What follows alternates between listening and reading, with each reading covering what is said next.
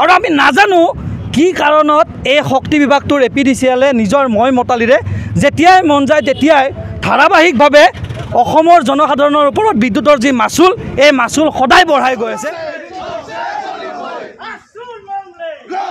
প্ৰতিবাদী শ্লোগানেৰে উত্তাল মুছলপুৰ।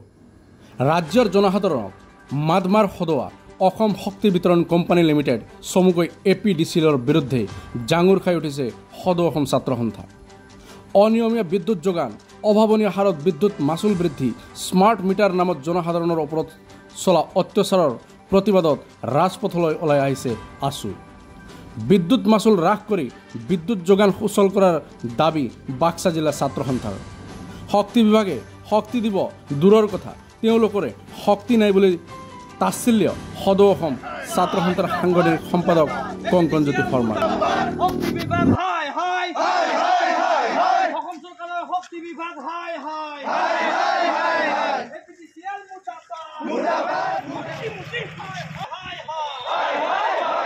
এটা যে শক্তি বিভাগ আছে, এই শক্তি বিভাগটোৱে সমগ্ৰ অসমৰ জনসাধাৰণৰ আচলতে শক্তি নোহোৱা কৰি পেলাইছে। এই চৰকাৰখন অহাৰ পিছত এই শক্তি বিভাগটোৱে এপিডিচিএলৰ মই মতালি যি চলিছে, এপিডিচিএলক আচলতে নিয়ন্ত্ৰণ কৰাৰ পৰা এই চৰকাৰখনৰ শক্তি বিভাগটো বিৰত আছে।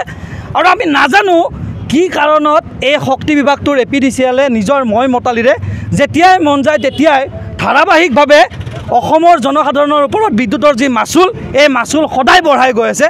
আৰু নতুনকৈ তেওঁলোকে এটা নিয়ম খুলিছে এই মন্ত্ৰীগৰাকী অহাৰ পাছত যে গাঁৱে ভূঞে এতিয়া স্মাৰ্ট মিটাৰৰ যি সন্ত্ৰাস চলিছে, আচলতে এপিডিচিএলৰ নামত থকা এই কোম্পানীটোৱে অসমৰ যিটো অসম চৰকাৰৰ যিটো শক্তি বিভাগ, এই শক্তি বিভাগে অসম চৰকাৰক শক্তি দিব দূৰৰ কথা, অসম চৰকাৰক বিদ্যুৎ যোগান ধৰিব দূৰৰ কথা, বিদ্যুততো অৱস্থা নায়েই। বৰষুণ দুটোপাল পৰিলে লাইন বিদ্যুতৰ সংযোগ কাটি দিয়া হয়।